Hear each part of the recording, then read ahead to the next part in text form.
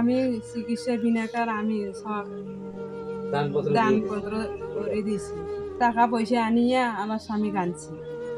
কুড়িগ্রামের উলিপুরে ক্যান্সার আক্রান্ত স্বামীর চিকিৎসার খরচ জোগাড় করতে না পেরে এক মা তার নবজাতক কন্যা শিশুকে মাত্র ৩৫,০০০ টাকার বিনিময়ে বিক্রি করেছেন। এই মর্মান্তিক ঘটনাটি ঘটেছে উলিপুরের থ্যাত্রাই ইউনিয়নের দরিকেশ্বরপুর গ্রামে। কন্যা শিশুটির নাম খাদিজাতুল কুবরা, বয়স মাত্র ৩ দিন। শিশুটির বাবা দুলাল মিয়া মুখের ক্যান্সারজনিত গুরুতর অসুস্থ হয়ে পড়েন।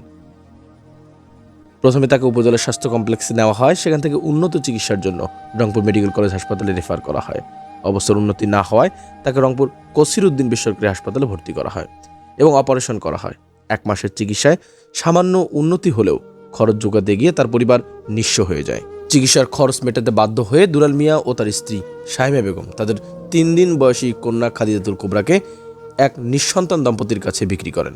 এলাকাবাসীর সহায়তায় একটি স্ট্যাম্পের মাধ্যমে বিক্রি করার প্রক্রিয়া সম্পন্ন করা হয়। বিনিময়ে তারা ৩৫,০০০ টাকা পান, যা দিয়ে চিকিৎসার খরচ চালানো হচ্ছে। শাইমা বেগম জানান, তাদের পরিবারের আয় উপার্জন সম্পূর্ণ বন্ধ হয়ে গেছে। স্বামীর চিকিৎসা ও ঋণ শোধ করার জন্য এই কঠিন সিদ্ধান্ত নিতে হয়েছে। তাদের ৮ সদস্যের পরিবারের আর্থিক অনটনের কারণে ছেলেমেয়ের পড়াশোনা ও খাবারের খরচ মেটানো সম্ভব হচ্ছে না। এলাকার এবি সদস্য সিদ্দিকুর রহমান বলেন, দুলাল মিয়ার চিকিৎসার জন্য এলাকাবাসী কিছু টাকা চাঁদা তুলেছিল, কিন্তু তা যথেষ্ট ছিল না। চিকিৎসার খরচ মেটাতে বাধ্য হয়ে তারা কন্যা শিশুকে বিক্রি করেছে। উপজেলা নির্বাহী অফিসার আতাউর রহমান জানান, এ বিষয়ে তিনি অবগত ছিলেন না, তবে দ্রুত তদন্ত করে প্রয়োজনীয় ব্যবস্থা নেওয়া হবে।